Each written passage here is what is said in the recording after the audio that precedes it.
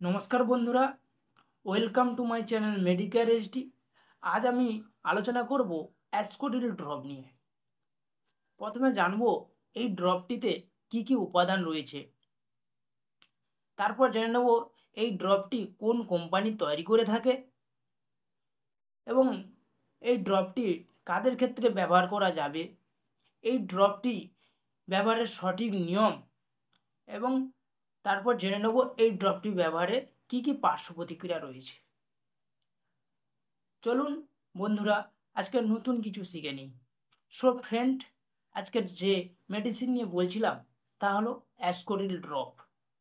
প্রথমে জানবো এই ড্রপটিতে কি কি উপাদান রয়েছে। এই ড্রপটি সাধারণত তিনটি উপাদানের সংমিশ্রণে তৈরি।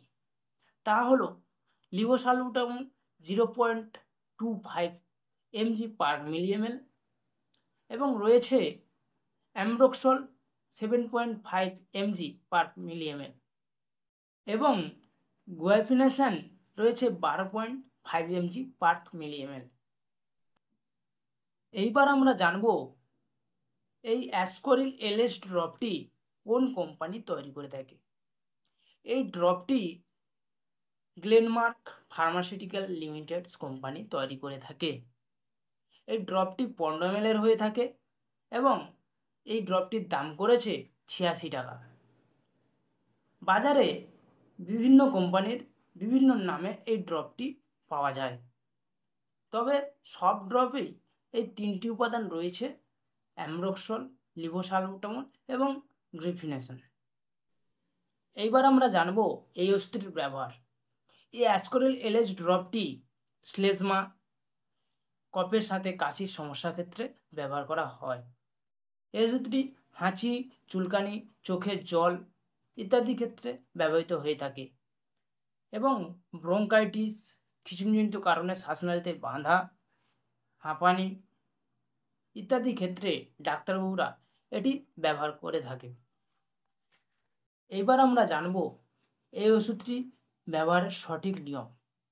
এই ওষুধটি নিউ বেবি থেকে 2 বছরের বাচ্চাদের ক্ষেত্রে বডি ওয়েট অনুযায়ী দেওয়া যেতে পারে।